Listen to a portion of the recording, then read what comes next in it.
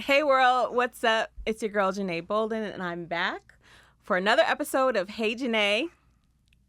Hey Janeé. Hey, Janeé. And today I have Zada has returned. The return of Zada Louie. Hi. And we have a special guest with us today, Markuann. Thank you for having me. I'm so happy that you could come join us. Yeah, appreciate Godfather it. of Harlem is an amazing show, and Thank I know you. you're the mind behind it. So we're going to get into that in a second. First, we want to talk about our moment of joy this week. Okay. So my moment of joy actually has to do with me being a Disney adult. Ooh, what's that?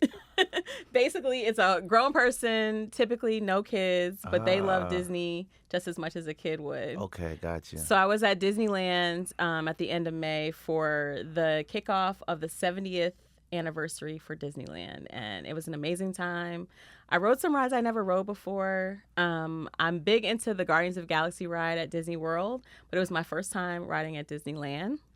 I also got to try the Tiana's Bayou ride for the first time, which I rode that at Disney World. At Disney World, you can actually get in the back of that ride and you Wow. won't get wet. At Wow. Disneyland, there's not a safe seat Mm. on the ride. So if you go, I suggest you ride it in the morning so you have some time to dry off and enjoy yourself. So is Disneyland in California? It's in California, Okay, in gotcha. Anaheim. Okay, gotcha. Yeah, but there's a lot that I love. I started going to Disneyland for press trips, like I think 2019, and I went for Run Disney, which is their race that they do, and you could do a 5K, a 10K, a half marathon, or a full marathon. Mhm. And I just did a 5K, but it was so cool seeing like families all dress up, like make it like a group participation Gotcha. thing, and then you're not driving, you're running past all of your favorite characters while you're running. You're running past the different, like, you know, And they're telling you, inspiring you to go on. yeah, to make people are it. telling you Yeah, to go. gotcha. And then you're also like, it's at Epcot where you run. So Yeah. you get to see like the different countries, the World Showcase, and Wow.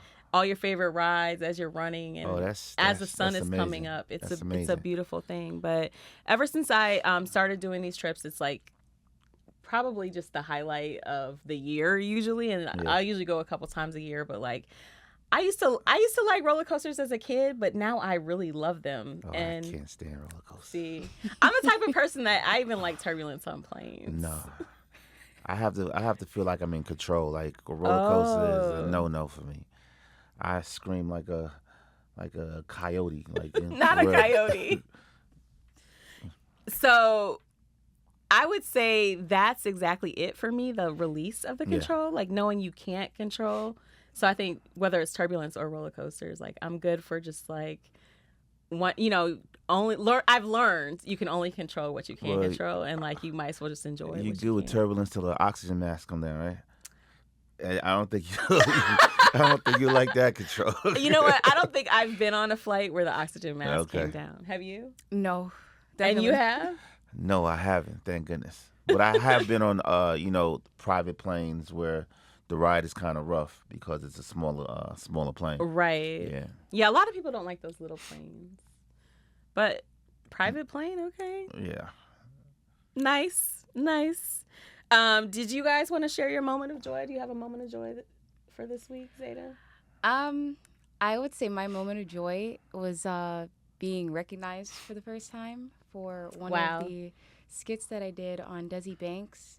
That was crazy. It was really surreal, and it was a great moment, and I'm never gonna forget that moment. It was my first time, so that was awesome. Where were you at? I was actually at the gym. Okay. And it was somebody I'd never spoken to in the gym before, and he was like, "Wait a minute, were you on Desi Banks?" And I was like, "I was." Yeah, he said he would like watch it a couple times, and he was like, "That's the girl from the gym." So, yeah, it was great.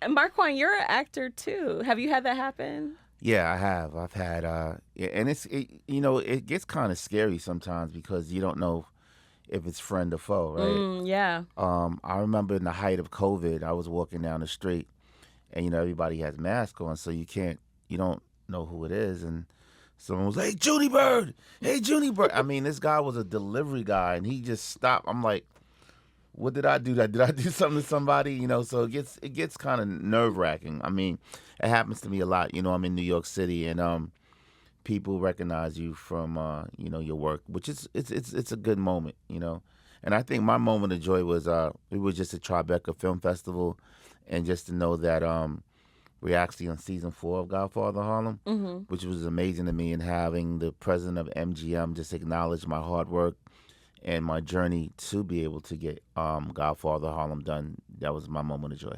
I love that. Congratulations on Tribeca. Thank you. I love films so much, and I love, both film and TV, like just visual arts, cinema, all of that. I'm super passionate about. Oh yeah, I am as well too. I think film really kind of saved me growing up. I grew up in an environment that was kind of like crazy. So being locked in a room and watching movies like Raging Bull and On the Waterfront, Maltese Falcon, Casablanca.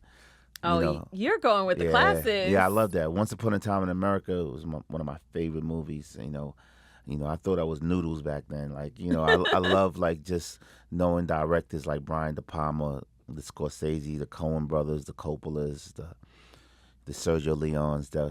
So film is really something that really enticed me. Did you grow up in Harlem also? I grew up in Harlem and was raised in Queens. Okay. I was raised in a place called Far Rockaway. That's the last stop on the A train. Yeah. One way in, one way out. Don't fall asleep.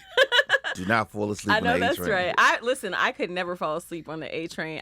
So I lived in Harlem throughout my 20s, from 18 to 27. Actually, wow. I went to NYU. Wow. Yeah. So New York is very near and dear to me, but the subway was definitely not my favorite. It was an adventure. Like, getting on the subway is an adventure. I tell people, if you're in New York visiting for the first time, please play the wall. Don't look at the train station. Don't stand on the edge, because you might be on those tracks. Oh no! It's real out here. Yikes. And the rats are bigger than cats out there. So just be careful. Play the wall and just enjoy the train. I mean, there's a lot of characters. You could definitely people watch on the train. I mean, you see everything. No, definitely. That's one of the most fun parts of it, but there's always the wild parts that you're describing. Like, you're encountering all kinds of people in various states of life. Mental illness is real, and don't look like a tourist. Act like you belong. So how does one look like a tourist? I mean, I learned this at 18 out of, necessity, but for the people who are listening who maybe might be thinking about going to see Othello or something. And don't look up in the sky at the skyscrapers. Don't take pictures with Mickey Mouse and Spider-Man in Times Square and the big dirty-looking transformer out there. You know what I'm saying? Just go to where you got it. Don't buy anybody CDs, because they don't even make CD players anymore. Yeah. You know what I'm saying? Just keep going to where don't you need to. Don't play 3-card Monty. Well, yeah, don't do that either. Just keep going. Keep going. Go right to your destination, A to B. Okay. Right away. That's smart advice for sure. So let's get into it. Season 4 of Godfather of Harlem. First of all, Ilfinish is my girl. I love her. I've been watching her. Yeah. But can you tell us like how the whole thing happened? Like, I understand that you're close to Bumpy Johnson's family. Well, it started off in a place called Lenox Terrace. And Lenox Terrace, for your audience, it's one of the most affluent complexes in Harlem. It's on Lenox Avenue. And every Sunday I used to go up there and talk to my godmother. My godmother is Margaret Johnson. And Margaret Johnson is played by Demi Singleton. She played the young Serena Williams in King Richard. Mm-hmm. And she would tell me these magical stories about Harlem in the 60s. She would tell me how she used to walk out of a tenement building and smell fresh laundry hanging out of a window. Walk past 125th Street, look up, see James Brown's name on the marquee. Walk past Sugar Ray Robinson's barbershop. You might see his pink Cadillac. Go inside.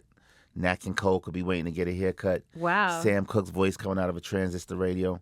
But she also told me how African Americans migrated from the South, trying to escape Bull Connor's water hoses and his dogs, right? Mm-hmm. Regardless if you went to Newark, Philly, D.C., Harlem, it was one of the most tumultuous times for African Americans. Right.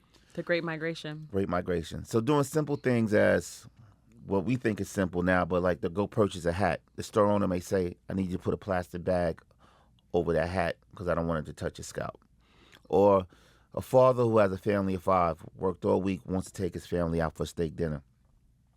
store, the restaurant owner says, you can't sit with the rest of the patrons, can't patronize, Yeah. but you could take a dish to go, right? But she also mentioned about her grandfather. His name is Ellsworth Raymond Johnson. He migrated from Charleston, South Carolina. And he didn't come up to New York to become a gangster, as everybody knows him as Bumpy Johnson. He actually came up here to become an attorney like Malcolm X. Wow. And when he went to City College and he requested financial aid, the bursar saw and recognized that Ellsworth Raymond Johnson is a black man and denied him. And so he took the cards he was dealt and played it the best way that he could. So basically, in a nutshell, I made a promise to her over 21 years ago that I would get the true story of who her grandfather was out there to the masses. That's amazing. And it's so incredible the way that Forrest Whitaker portrays him. Can you talk about like making that connection and how Forrest Whitaker got involved? Well, Forrest actually, my partner Jim Atchison, his wife manages Forrest. You know, her name is Joanne Colano. She reps Norman Reedus, Andy Garcia. Forrest didn't actually say I'm going to play Bumpy Johnson. He said he would produce it with me. Nice. We met. He took me under his wing like his little brother, and we had to figure out how to get his script done. So it was a lot of spec scripts that were coming at us from Gersh, WME, CAA, the UTAs of the world, and all the big agencies. All the big agencies. They were just giving us scripts. And one day I was just up one night, you know, and I just looked at Hoodlum, and I said, well, I wonder who the writers are that created Hoodlum. Mm-hmm. And Chris Brancato and Paul Eckstein were the writers. Mm-hmm. So I called my business partner, Jim, in L.A. I said, do you know Chris Brancato? He said, who, the writer? Mm-hmm. I was like, yeah. He was like, he lives across the street from me. He comes over to my house every Sunday for an Italian meal. Joanne makes food for him and his family. So at the time, Chris was working, just getting off of Narcos. He was working on the El Chapo series and another series called Las Sirenas, right? Mm-hmm. That was on CBS. And he couldn't commit. He was like, oh, I did Bumpy already. Mm. But Paul said, no, I want to do Bumpy Johnson. I'm going to come fly out to New York and I'm going to meet Markuann. So we sat down. He said, I'm ready to make it happen. He developed it for 6 months with me. And then Chris came on board later on, you know, and said, hey, if we're going to tell the story about Bumpy Johnson, we're going to tell the story about him post, not pre, because they already did pre. So this is about an aging gangster leaving Alcatraz, coming back to Harlem to a new world. I love it.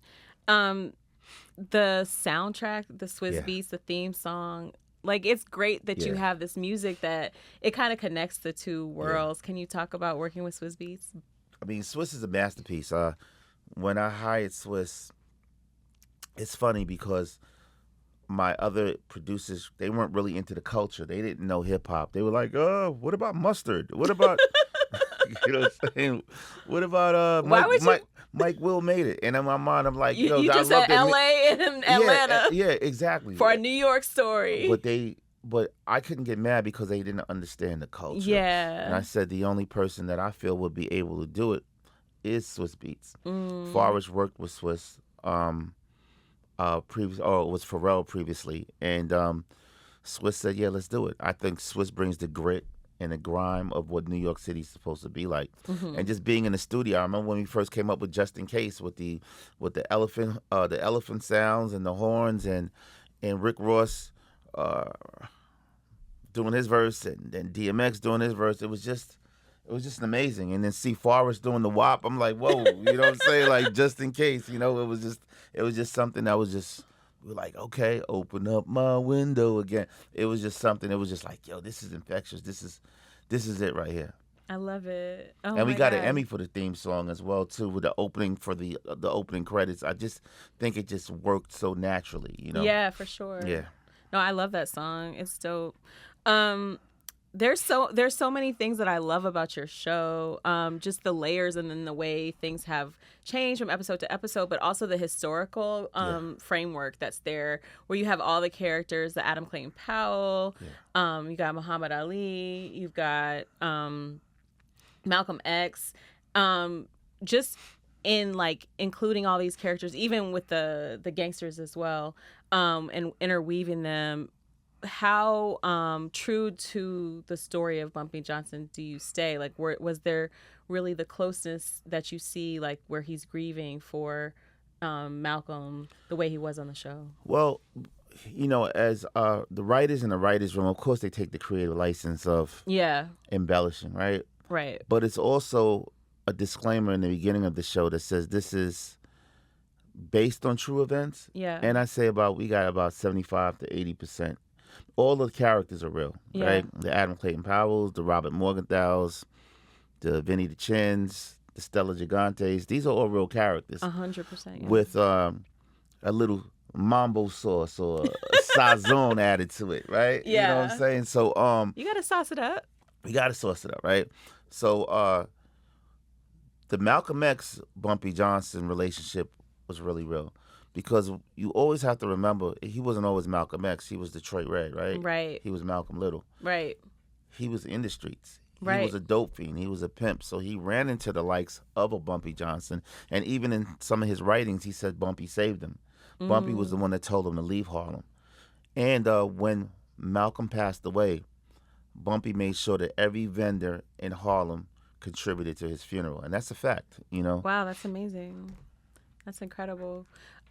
Coming from the acting world and now in the producing, do you still feel compelled, to make sure that you're doing both, or does producing kind of exercise a different muscle where you prefer that? Do you favor one over the other, or is it all kind of interconnected?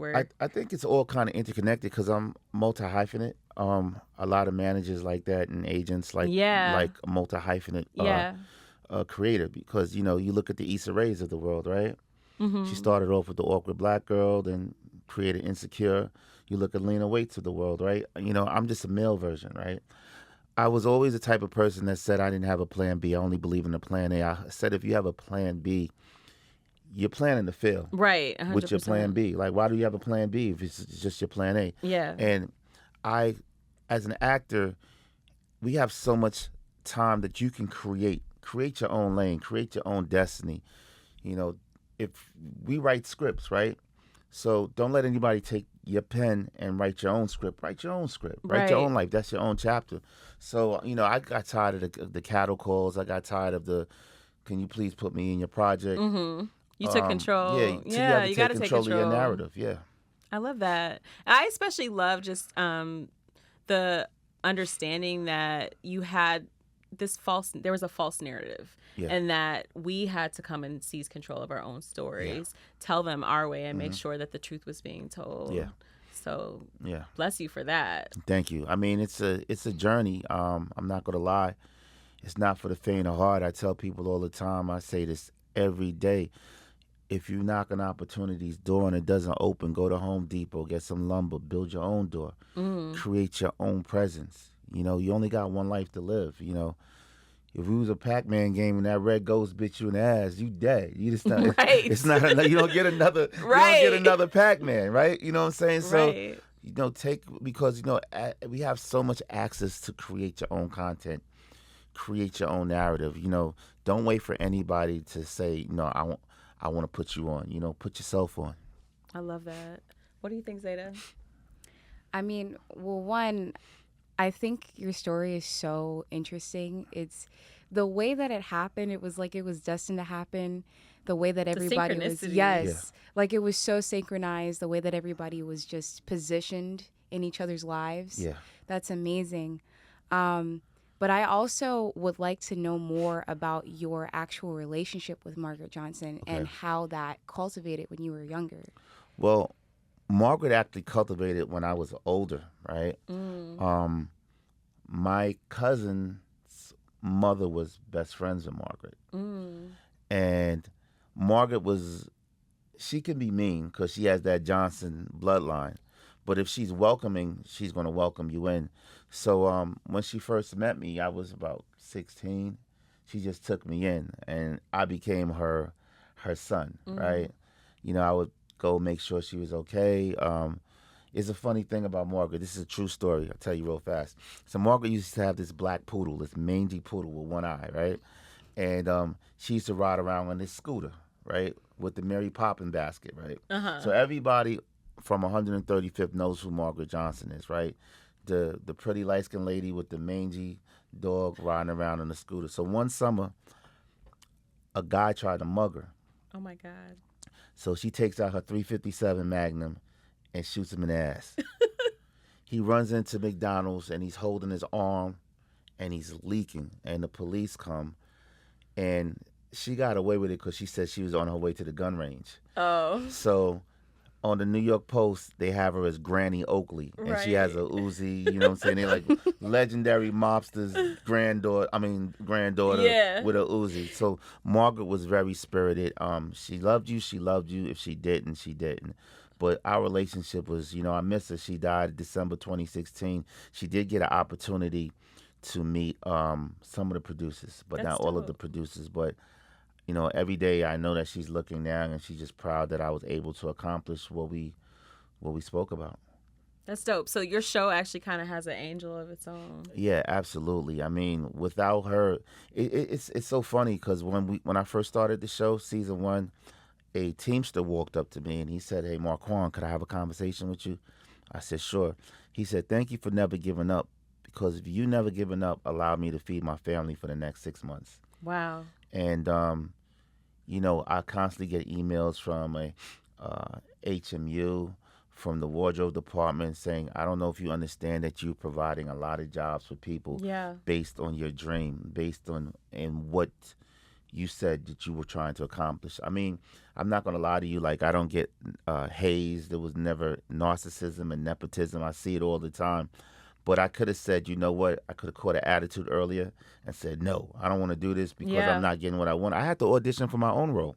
Wow. Which is unbelievable, but I had to. Even though I got called back 6 or 7 times, they still was trying to just run me through the gauntlet. But, by the grace of God, I was able to accomplish this.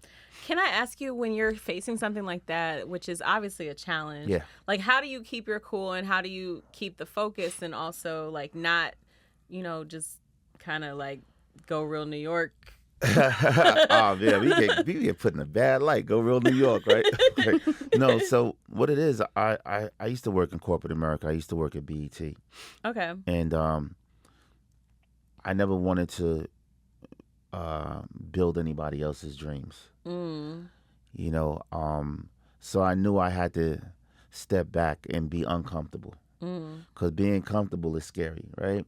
That's just like getting up every day, dreading Sunday night because you got to go to work on Monday, and being in that hamster wheel. Like you said, from where you at starting your podcast, you have to become uncomfortable, right? Yeah. And that's how a true entrepreneur has. So I understood the risk factors that I had to take. The no's, if I got in my feelings, this show wouldn't have been where it's at right now. So, I just definitely had to work it, just with Forrest talking to me, telling me everything's going to be okay and everything like that. And having a great attorney, the show, we're the highest rated show on the network. We're a flagship show. And we got a lot of accolades. And we have definitely have a cult following. Yeah, it's MGM Plus, right? MGM Plus. Yeah, I have Hulu to subscribe. I always have to subscribe to make sure I get my shows. Yeah. You said so much in that I feel like I speak on all the time, like not getting emotional about situations. I think also community. You spoke about having a good attorney, having people around you who can support you through no matter what you're going through. And you got to be ready to ride in that HOV lane by yourself and catch a ticket, right? Yeah. Sometimes you just got to do it by yourself. Everybody's not going to believe in your dream, but it's your dream, and it's your nightmare. So you just got to be able to accept that. Can we talk about where do we go from season 4? What are the next steps? What are the future things that you're trying to build? Well, I have a couple of projects right now. I have one I like to make history cool, right? Mm-hmm. Edutainment, I call it. Entertaining and educating. Yeah, edutainment is the answer. Got that from KRS-One. I don't want to plagiarize and take anything from him, but educating and entertaining at the same time, making history cool, showing the juxtaposition of what's happening in the world today and the world of yesterday, right? Mm-hmm. So I'm working on a project right now about DC, 85 to 90, the whole Marion Barry era, Len Bias, all the magical stuff that was happening back then. Man, I grew up in Boston, so Len Bias was a name Yeah. I grew up with as a kid. When the Dare program, he was like the poster boy for Dare and why. As a kid, cocaine was such a I don't want to say villainized. Obviously, I feel like it's been glamorized by Hollywood, but when you have those type of stories, the Len Bias stories or Marianne Barry, you see the realities. Yeah. You see the reality of the world that we live in, right? 100%. And I like to tell stories like that. There's lanes for everything. There's lanes for the Powers of the world and the BMFs, but that's not the lane that I go in. I like to go into really having somebody being able to educate and Google and see these characters, being able for a whole family to sit down like how they used to watch the Cosby Show back in the days, right? Yeah. So, having a demographic, even like with the Swiss Beats element, you may hear A$AP Ferg, H.E.R., Scarlett, Zendaya, and the list goes on. Yeah. But you can still hear Martha and the Vandellas and the Shy Lights and the Delphonics or Curtis Mayfield. But it's something for everybody. It's not for just one person. Your auntie, your uncle, and you could all sit down, have popcorn, and watch this TV series. I love that. Very true. We have a segment here called See, Stream, or Skip. Obviously, we're going to say stream. It's okay. Okay, see, stream, or skip. I got you. Yeah, so for C, I want to encourage people to see F1, that film. Oh, did you see it? I just saw it last night. Wow. Brad Pitt and Damson Idris, it's incredible. Gotcha, yep. Yeah, for stream, I think we should say Godfather of Harlem, of course. Thank you, man. Yeah. You're so kind. I mean, it's only right. Markuann Can Smith I get is in the building. Encore? And for Skip, I wanted to say overbooking yourself to prove your value. Yeah. I think that we need to put we got to rest in order to create the best things that we can do. I have to definitely agree with that because I tell people all the time every check is not a good check. Yeah. And even as an actor, I don't take every role because just because somebody gives you a role, like that doesn't mean that's the best role for you. And you want to make sure you don't get put into a corner or typecasted. Well, we can just offer him anything and he'll just take it. You know? Mama stole my broccoli. Markuann will take it. You know what I'm saying? Like the hot curl is burning. Markuann will take it. You know what I'm saying? Like, you gotta really understand and know your worth or what it is. So you might miss out on 5 potential roles for that particular one, and that particular one could change your life. That's right. Well, I wanted to give you guys a chance to share any whether it's music, film, any of those things. What are you listening to? What should we check out? Man, my manager just signed this new artist. He's dope, Akeem Ali. Oh yeah, we know about Kimi. Yeah, he's dope. Kimi Casablanca. Yeah, I went to see him perform the other day, and he had his like scarf tied around his neck. I was like, yo, dude is dope. He's bringing back that 70s swag. I like that. I'm listening to October London, definitely. October London. That's a go-to on my playlist. And I love a lot of old school R&B, like the 90s, the Keith Sweats, the Albie Shores, the world. You catch me. I love that whole New Jack Swing era because my brother's a rapper. Okay. So my older brother's father MC. And that was part of that whole New Jack Swing, Uptown MCA That's era. wild. Yeah. Look at that. Yeah. It's so crazy how interconnected the world is. Like, no, everybody is somebody, Yeah. That's wild. Zada, do you have anything you want to share? I would say a new music artist that I've been listening to recently, his name is Alex Jean. And he does like a really good mixture of gospel and rap. I think that it's really nice because it brings more of that type of music to the younger audiences. And it's just very new and innovative. And I feel like he's creating like almost a new lane for gospel rap in the music industry.